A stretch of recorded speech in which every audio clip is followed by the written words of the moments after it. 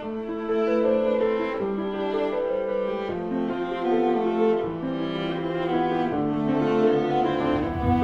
diseur de mots. Un roman écrit par Du Chingang. Lu par Romaric Hubert. Le diseur de mots. Paysages aux champs. Ayant traversé 35 ans de pluie et de beau temps, les 4 disciples du maître Liu finissent par se réunir chez Amibois sur l'île de Sanyang. Ils s'étaient constamment rencontrés, soit à 2, soit à 3, mais jamais tous les 4 à la fois. Les ans volent comme des flèches, les jours portent des vicissitudes, mais les Chinois considèrent toujours la grande réunion familiale. C'est un champ des plus précieux qui se cultive au cœur de nos compatriotes. Pour ce grand jour, Amibois avait fait de longues préparations. Il avait engagé un chef cuisinier et 2 servantes. D'habitude, on mangeait au restaurant en grande occasion, cette fois-ci, on se régalerait à domicile. De nos jours, le banquet familial se place au plus haut niveau dans le rituel d'accueil. Seules absences à signaler, la fille de Togrand allait passer un concours à Montréal qui déciderait de son futur. Doreux et ses 2 enfants furent retenus par une réception officielle. Ils seraient reçus par le président canadien, suivi d'un voyage en croisière offert par le ministère de la Culture. La fille de Taupetit avait obtenu le Grand Prix de photographie du Canada. Les convives étant tous réunis, Raitang proclama « À table tout le monde !» On passa dans la salle à manger. Sur la table ronde étaient servis une dizaine de plats à base de fruits de mer, tous pêchés en haute montagne, plus 2 potages mijotés à petit feu. Les convives allaient commencer lorsque Linda les retint à voix basse. « 1 minute, s'il vous plaît !» Et de sortir de son sac 2 cadeaux et 3 petits tableaux. Elle donna aux enfants 2 stylos Montblanc, dévoila ses œuvres picturales.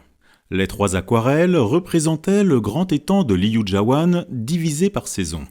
Dado avait gardé le printemps en souvenir de sa rencontre avec sa femme. L'hiver fut donné à Amibois, l'automne et l'été aux 2 jumeaux. Amibois, plein d'émotion, murmura « Chère belle-sœur, quelle virtuosité! Tu as saisi l'âme du village, ça me rappelle fraîchement mon enfance. » Les 2 jumeaux contemplaient silencieusement les tableaux, les yeux gorgés de larmes. Ils survolaient l'étang, scrutaient les bambous, s'attardaient sur leur ancienne maison et toisaient les champs verdoyants qui flottent souvent dans leurs rêves.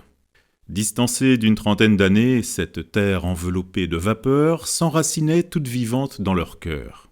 Raitang reprocha tendrement à la peintre. « Tu excelles à chauffer l'émotion. On va manger et tu fais larmoyer ces pauvres messieurs. » Juffleur ajouta. « Linda et Dado, vous habitez près de Liujiawan, moins de mal du pays. Éloigné, c'est différent. Lorsqu'Amibois et Togrand se rencontrent, tout le temps, ils parlent de leur village. » Raitang ordonna. « Les nostalgiques, c'est l'heure de se régaler. Contemplez vos tableaux plus tard.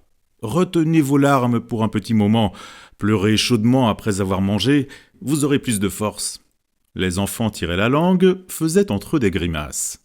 La peintre souriait. On avait servi du vin. Raitang présida le banquet, annonça. « Dado, tu es l'aîné des 4. On commence par toi. Dis quelques mots. » Le disciple aîné leva le verre et dit sur un ton solennel. « Nous les 4, nous devons énormément au maître Liu. Je propose de porter le premier toast au maître. » À ces mots, il quitta la table, se dirigea vers la fenêtre donnant sur le nord, suivi des 3 autres. Le diseur de mots versa du vin sur le rebord de la fenêtre. Tous les 4 s'inclinèrent 3 fois vers le nord, où gisait le vieux lettré. Nilla plaisanta. « Papa, chapeau!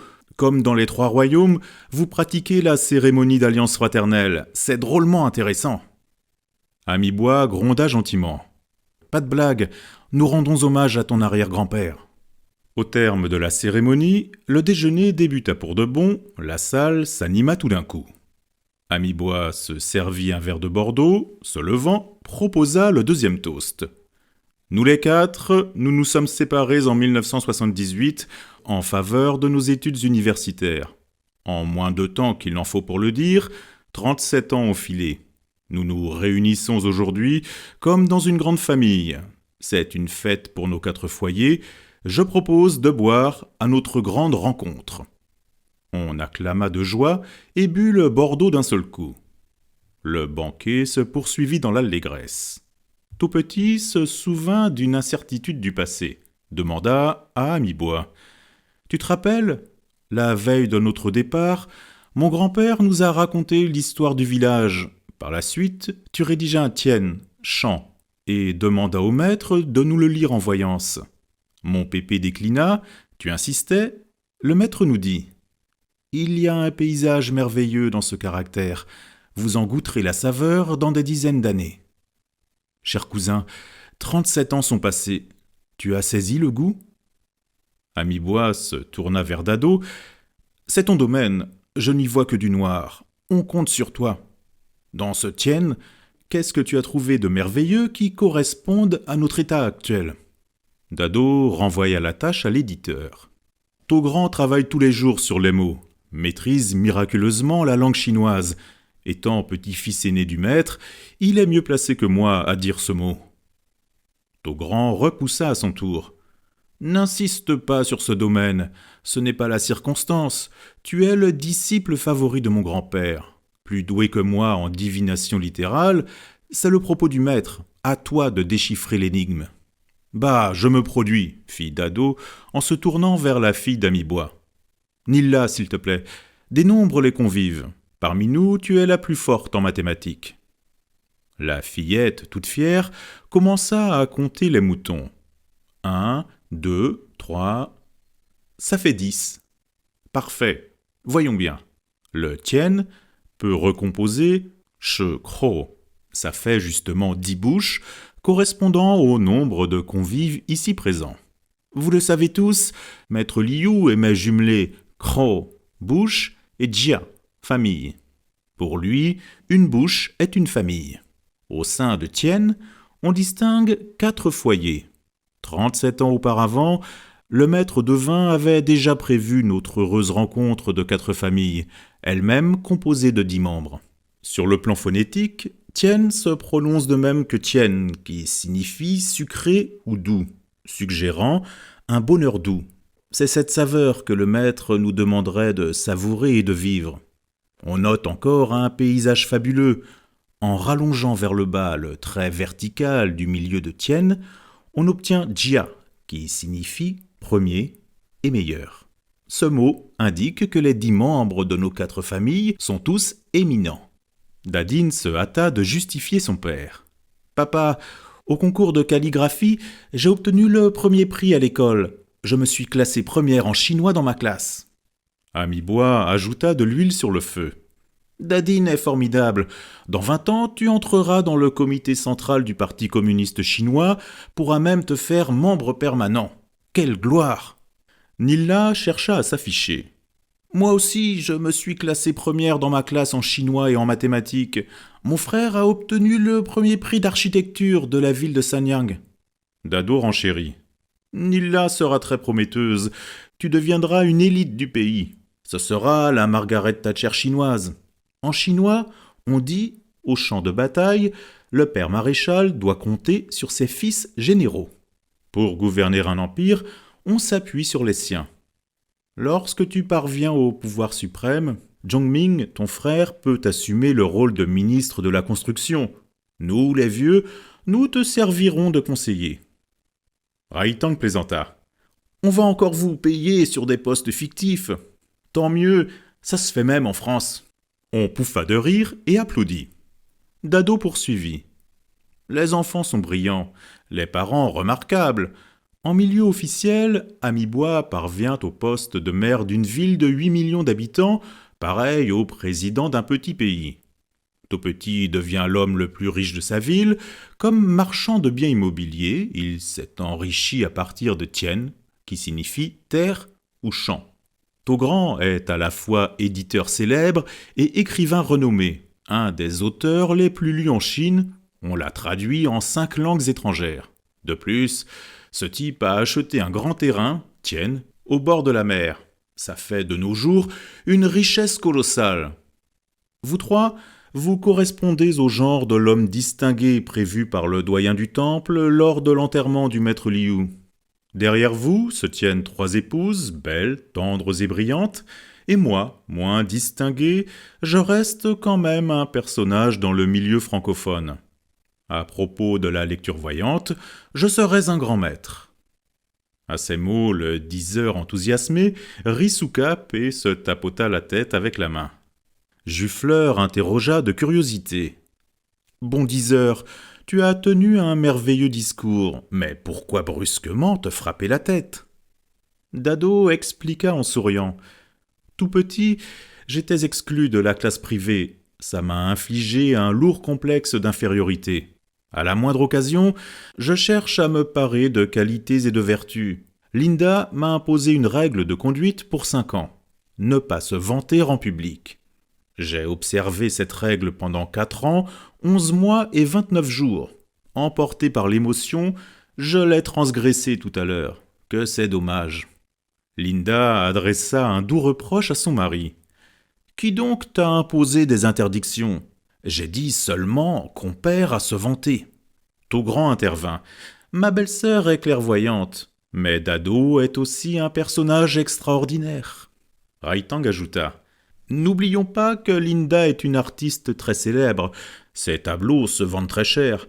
Je vous conseille de bien garder l'aquarelle qu'elle vous a offerte. Ce sera un précieux souvenir et une grosse fortune. C'est un trésor. » Togrand fut inspiré par le mot trésor, s'écria. « Il y a 30 ans, Pépé a laissé à Dado un gwei, qui signifie distinguer, comme testament. Dans ce mot, je vois en ce moment un beau référent. 12 ans auparavant, Linda avait tracé un jong, qui signifie insecte, sur le sol pour une lecture voyante. La peintre corrigea. Non, c'était un jong, qui signifie obtenir. Même chose, je connais par cœur votre histoire d'amour. Tu as écrit un jong, à son côté, tu as tracé un trait et piqué un point dans le sable. L'ensemble compose un jong. Dado est un grand maître. S'il dit insecte, tu le restes toujours. S'il prétend que tu es un dragon, tu cherches en vain à te faire ver de terre. Bon, pourquoi m'accrocher au ver de terre ? Qu'est-ce que je voulais dire par là ? Je me perds, c'est la faute de Linda qui m'a interrompu. Alors, de quoi je parlais au tout début ? Dadine lui rappela. « Oncle Togrand, tu parlais de gwei. »« Ah oui, je reviens et continue. Gwei peut se disloquer en jong i pei, qui signifie obtenir un trésor. 30 ans avant, mon grand-père avait deviné que Dado allait trouver un trésor qu'est Linda. Par coïncidence, Linda se nomme gwei. Au sens propre, pei représente l'argent, insinuant que cette femme trésor peut gagner beaucoup de fric. Cher prof, tu dois en être conscient. Sans l'appui financier de ta femme, tu ne pourrais plus te concentrer sur tes recherches académiques, ni composer paisiblement ton roman. Tu devrais en ce moment donner partout des cours intensifs pour gagner quelques sous, de quoi tout juste nourrir une famille. » On éclata de rire, et continua de manger et de boire. 2 bouteilles furent vidées, sur la table ronde s'entassaient des écailles, des têtes de crevettes et des carapaces de crabes. Au bout d'un moment, Jufleur revint au tienne, questionna le diseur de mots. « Pour passer à la réussite de 4 familles, tu avais ajouté un trait vertical en bas de tienne. Je te dresse un obstacle. Sans rien ajouter, peux-tu relever la réussite dans le mot même ?» Lorsque Jufleur exposa son interrogation, Dado commença à chercher sa réponse. La question, une fois formulée, il eut son mot à dire. « Regardez, si l'on retire les 2 petits traits horizontaux du milieu de tienne et les remet séparément en vertical sur et sous le mot, au bon milieu, qu'est-ce qu'on aura ?» Zhongming réagit le plus vite. « C'est un jong !»« C'est ça, nous revenons à la devise du village. Tous les Liu Jawanais le savent par cœur, ce mot sentencieux exprime en premier lieu atteindre le but ou réussir. À poursuivre ce champ lexical, on dit souvent Zhongju, être reçu au concours provincial, Zhongjian, remporter un grand prix, Zhongcai, gagner au loto. Ce n'est pas une simple réussite, mais un succès hors de toute attente. Amibois approuva. Dado a bien dit, Au moment de quitter Liujiawan, j'ai caressé un seul idéal. Devenir chef de la commune, c'était le plus haut mandarin que j'avais connu. Ce type-là conduisait une Jeep, s'entourait partout de belles filles. Quel panache! Du vivant de mes parents, la famille était pauvre. Orphelin à 6 ans, j'étais rongé du nœud de l'infériorité. Je me croyais même incapable de trouver une bobonne. Jamais je ne m'étais attendu à devenir un maire d'une ville importante. Tout petit ajouta. Lorsqu'Amibois et moi faisions nos études à Chongqing, nous adorions les agrumes par-dessus tout. Mais chaque fois, on pouvait à peine acheter 1 kilo. À ce moment-là, mon rêve était de remplir le panier de fruits d'hiver et d'en manger autant que l'on voulait. Vous 4, vous aimez tous vous reporter au passé. Attention, le retour constant aux jours anciens marque l'avènement de la vieillesse, fit Linda, le sourire sur lèvres. Dadine surgit. J'ai bien peur que papa aille dans ma classe. Il y est venu le semestre dernier, j'étais absente. À mon retour, mes camarades m'ont informé. Dadine, ton grand-père est venu te chercher. Fou rire. Dado redoutait toujours le sel de sa fille. Raitang reprit le fil de la lecture voyante. Cher diseur, tu avais parlé de 10 éminences que nous sommes, mais il reste encore 4 absents. Mao Mao, fille de Togrand, Doreux et ses 2 enfants. Ces épargnés ne sont pas brillants? Si, la gloire est à tout le monde, y compris aux 4 absents. Mais dans le tien, on ne voit pas leur ombre. Dado prit alors des cure-dents, composa sur la table un tien, puis retira le trait horizontal du milieu, le remit en vertical à l'intérieur du carré et régularisa l'espace du dedans. Il aboutit sur « ce », qui signifie 4. Voyez, les 4 absents se cachent dans le mot. Juffleur professa son admiration. J'ai compris enfin pourquoi Togrand me répète tout le temps que Dado est un grand diseur de mots. Le voyant littéral poursuivit radieusement. Dans ce tien, on note encore une coïncidence historique et fabuleuse. Ce que j'ai dit tout à l'heure avait été écrit il y a 300 ans dans Au toucher des mots, ouvrage de lecture voyante rédigé par Chu Lianggong. Voici le texte originel. Cela montre une image de Tien. 4 shan, montagnes, se rencontrent. On y voit 2 chuan, fleuves. Une grande famille se réunit, composée de 10 membres. Restent 4 absents qui brillent ailleurs. Si vous avez des doutes, consultez notes et commentaires sur la lecture voyante de la Chine, à la page 183. Ce livre est composé par Yang Chang et Song Chuanyin. Raitang s'exclama. Quelle joie, quel bonheur! Le repas a duré 3 heures. C'est un moment inoubliable. Frère Togrand, tu es le petit-fils aîné du maître. À toi de clôturer notre banquet. Togrand se leva, dit sérieusement. Tout à l'heure, nous avons dévoilé de beaux paysages dans les tiennes, champs, soutenus par nos mérites et exploits. Bravo! En chinois archaïque, tien s'emploie aussi comme verbe, exprimant labourer ou peiner au champ. Les propos tenus par Dado dans l'allégresse sont soutenus par de durs efforts, gorgés d'amertume. Pour y parvenir, nous avons traversé des vicissitudes et des souffrances, et nous poursuivrons nos efforts. Pour terminer, je propose de boire à l'avenir plus radieux.